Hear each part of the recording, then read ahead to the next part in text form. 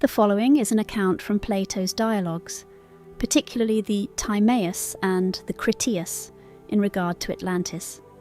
Around 9,000 years ago, there was a war between the people living beyond the Pillars of Herakles and those inside them. Athens, our legendary city, was leading one side, while on the other side were the kings of Atlantis. Atlantis was an enormous island, larger than Libya and Asia combined. It eventually sank into the ocean due to a massive earthquake, creating this huge, impassable barrier of mud that no sailor could cross. Now, here's where it gets even more interesting. The gods divided the world among themselves, and Poseidon, the sea god, got Atlantis.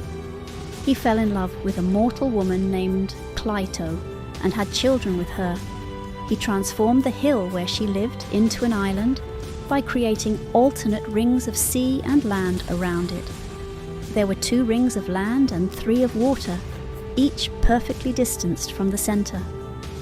It was impossible for anyone to reach the island by ship.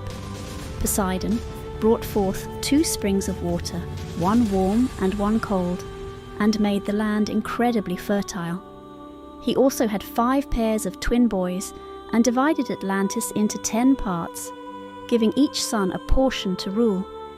The eldest, named Atlas, was given the central part, and after him the whole island and ocean were named Atlantic. Atlantis was incredibly wealthy. They had so much gold and other precious things that kings and other land rulers envied them. Their land provided everything they needed, from food to materials for building. They had elephants, wild and tame animals, and every kind of tree and plant you could imagine. The island was like a paradise. The people of Atlantis built amazing temples, palaces, harbours, and docks. They even created a canal system that connected the sea to their city. The central island, where the palace was surrounded by a wall made of different coloured stones, white, black, and red. They coated these walls with metals like brass, tin, and a special metal called orichalcum, which gleamed like fire. In the middle of their city was a grand temple dedicated to Poseidon and Cleito. It was a magnificent place covered in gold and silver, with a giant statue of Poseidon riding 6 winged horses. Every year the people brought offerings to this temple from all over the island. The royal palace, surrounded by this elaborate system of canals and walls, was a sight to behold. Beyond the palace, the island had a plain surrounded by mountains. This plain was rectangular and very fertile, irrigated by a massive network of canals and ditches.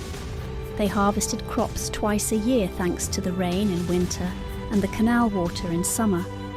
The whole area was divided into lots, each with its own leader, and these leaders were responsible for a portion of the island's formidable military. The island was a bustling hub filled with ships and merchants from all over.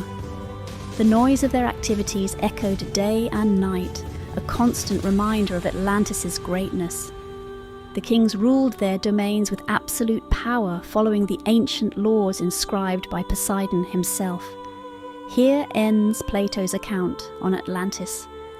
This ancient land was like something out of a dream, a place of incredible beauty and wealth, where gods walked among men.